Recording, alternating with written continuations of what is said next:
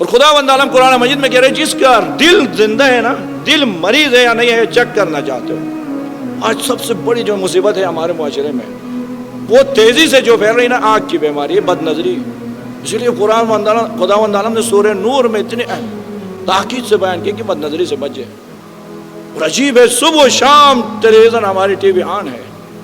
امام حسین علیہ السلام کے عزادار بیٹے، جب بھی میں حیران ہوتا ہوں، ٹھیک ہے ٹیلی ویژن بھی ایک مقصد کے لیے استعمال ہو جائے، لیکن جب بس لائٹ بجلی ہو تو ٹی وی آن ہے، کھانا کھاتے ہوئے بھی ٹی وی آن ہے، مسجد نماز پڑھتے ہوئے بھی ٹی وی آن ہے، اس کو دیکھتے رہیں۔ اور وہاں پہ کتنے جو ہے نا عجیب قسم کے تصاویر دیکھ رہے ہیں، ماں اور بیٹے اور بیٹیاں بیٹھ کے، باپ اور جوان بیٹیاں بیٹھ کے دیکھ رہے ہیں تماشے، وہ عادی بن چکے ہیں۔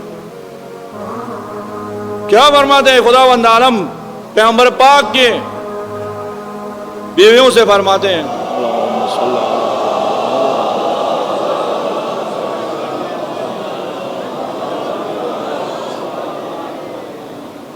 امہات المومنین سے خداوند عالم سورہ احزاب میں فرما رہے ہیں، یا نساء النبی لستن کاحد من النساء ان اتقیتن فلا تخضعن بالقول۔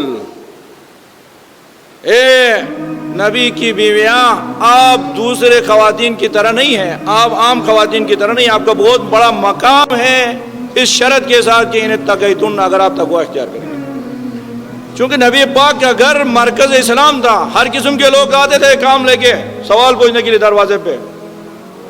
تو جب بھی خداوند عالم حکم دے رہا ہے، جب بھی کوئی آئے دروازے پہ تو فلا تخضعن بالقول، نرم لہجے میں بات نہیں کریں، وَقُلْنَ قَوْلًا مَعْرُوفًا، معروف انداز میں بات کریں، یعنی ہیں آپ خواتین لیکن مردوں جیسے بات کریں، مرد بن کے بات کریں نامحرم کے ساتھ۔ وَقُلْنَا، کیا فَلَا تَخْضَعْنَ بِالْقَوْلِ، نرم لہجے میں بات نہیں کریں۔ کیوں نرم لہجے میں بات کرو گے تو فَيَطْمَعَ الَّذِي فِي قَلْبِهِ مَرَضٌ، وہ شخص جس کے دل میں بیماری ہے وہ آپ کی طرف طمع کی نگاہ سے دیکھے گا۔ آیت اللہ العظمیٰ جوادی عامری صاحب فرماتے ہیں کہ ابھی مسجد میں، وہاں جب درس دیتے ہوئے فرماتے ہیں، ابھی درسگاہ میں مسجد میں بیٹھے ہو، اگر چیک کرنا چاہتے ہو یہ دل مریض ہے یا سالم، تو دیکھیں اگر کسی کی ناموس کی طرف دیکھ رہے ہو طمع کے لحاظ سے تو مریض ہو، جا کے علاج کرو۔ یہ بد نظری کی بیماری آپ کے دل کو مریض کر چکی ہے۔ یہ کام طہارت چاہتے ہو، تزکیہ نفس چاہتے ہو تو آج سے عہد کریں کہ کبھی نامحرم کی طرف